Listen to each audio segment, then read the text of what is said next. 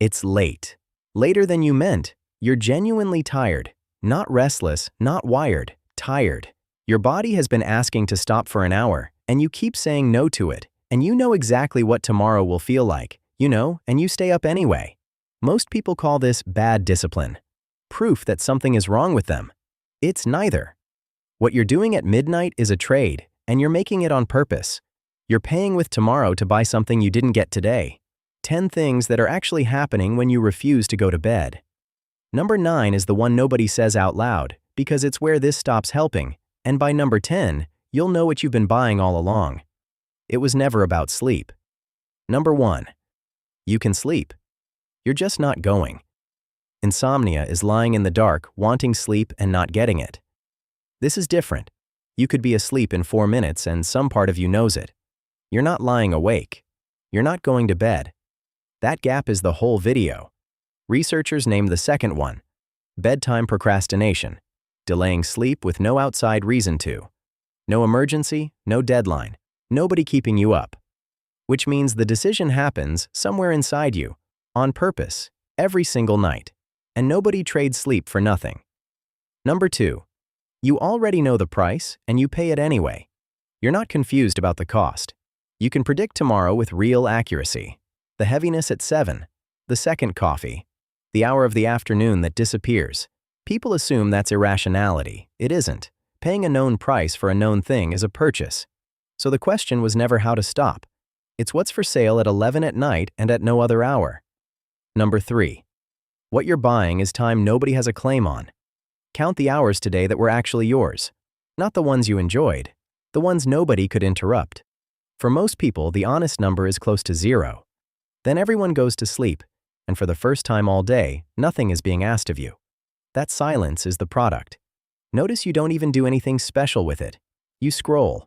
You re-watch something. The content was never the point. The unclaimed hour was. And this doesn't happen equally on every night. Number 4. The less control you had today, the later you stay up tonight. Your worst nights don't follow your hardest days. They follow your least free ones. There's a phrase for this that spread online a few years ago. Revenge bedtime procrastination. It isn't a clinical term, and the name is a little dramatic, but it points at something real. When a day takes all your autonomy, you take some back at the only hour left, which is why the same person sleeps at 10 on a free Saturday and 1:30 on a Tuesday. Nothing about their discipline changed. Their day did. And there's a second reason the night keeps winning. Number 5. The decision to go to bed is made by the most depleted version of you. By 11 at night, you've been reasonable for 16 hours straight, and then you're asked to be disciplined one more time about something with no immediate consequence. Of course, that's where it breaks. It's the last item on a list you've carried all day. This is why willpower advice about bedtime lands so badly. It's aimed at a version of you that isn't in the room by then. It's the one thing nobody will notice you refusing, so the refusal is cheap. And once it's underway, something else takes the blame unfairly. Number 6. The phone isn't the cause, it's the shape. Take the phone away and you don't fall asleep. You reorganize a drawer, you stare at a wall. The pull existed before the screen did. People stayed up reading or sitting in the kitchen. The phone is just the most available way to fill an hour you were going to keep anyway. But you're not being hijacked, you're being served. It's perfect for the job because it asks nothing of you. And nothing being asked of you was the entire point. And for some of you, there's a much older reason the night feels like yours. Number 7. For some of you, this isn't psychology at all. It's the clock you were born with. Chronotype is the word. Whether your body runs early or late, and it's partly inherited. In evening types, the evening rise in melatonin, the signal that the day is ending, genuinely arrives later. Not because they're being difficult, because that's when it arrives. So at 11, an early type feels the day closing, and a late type feels it finally getting comfortable. Both are right about their own body. Only one of them was consulted when the working day was designed. Researchers call the mismatch social jet lag. Living in one time zone while working in another. You're not tired in the mornings because you went to bed late. You went to bed late because your morning happens at somebody else's hour. And if that describes you, something else suddenly makes sense. Number 8. This is why morning advice makes you feel worse instead of better. Every routine you've read was written by someone the schedule already fitted. Wake at 5. Do the hard thing first. Wind down at 9. For a morning type, that's a description of what they already do, sold back to them as discipline. For you, it's a life you'd have to fight your own body to reach. So when it doesn't take, you don't conclude the advice was aimed at somebody else. You conclude you're weaker than the people it works for. That's the quiet damage here, not the lost sleep, the verdict you deliver on yourself at 1 in the morning. But there is a point where this stops being a solution, and almost nobody covers it. Number 9.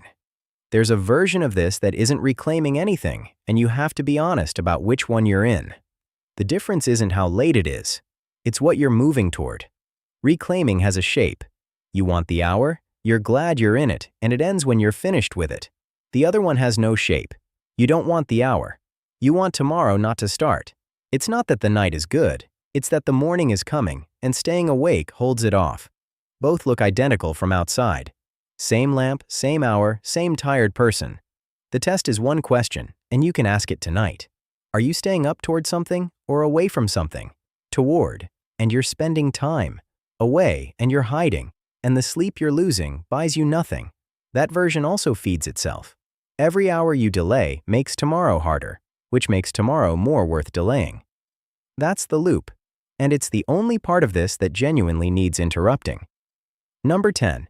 And this reframes all 9 before it. You're not avoiding sleep. You're claiming ownership at the only hour it's still available. All of it is the same sentence. Some part of today belonged to you, and you never got it. Sleep isn't what you're refusing. Sleep is just what's standing where the missing hour should be. That's why discipline doesn't fix it. Discipline is one more demand, at the end of a day already full of them. And it's why this disappears on the days you actually had some room. Nobody has to talk you into sleeping on the third night of a holiday. It isn't a flaw in your character. It's a bill coming due at the end of a day that spent you. You're not stealing time from tomorrow. You're collecting on today. So here's what to actually do with this, and it isn't going to bed earlier. Stop trying to win the argument at midnight. You lose it every night for a reason. Instead, put the unclaimed time somewhere it can't be taken. 20 minutes in the day that belongs to nobody else. Not 20 minutes of something useful. 20 minutes nobody gets to ask about. It sounds far too small to matter. It works because the size was never the point. The ownership was. When a day was completely dictated, expect the long night and stop treating it as a moral failure. And if you're an evening type, stop reading routines written for the other half of the population. The only version worth interrupting is the one from number 9, and you now have the question that tells them apart. None of this requires more discipline. You have plenty. You spent it all before 11. What you're short of is an hour that belongs to you, and the night has been lending it to you at a terrible rate. If this explains something about you, send it to the person you know is reading this at 1:30, and subscribe to Psychology Untangled, because next time we untangle why some people wake at exactly the same minute every morning without an alarm.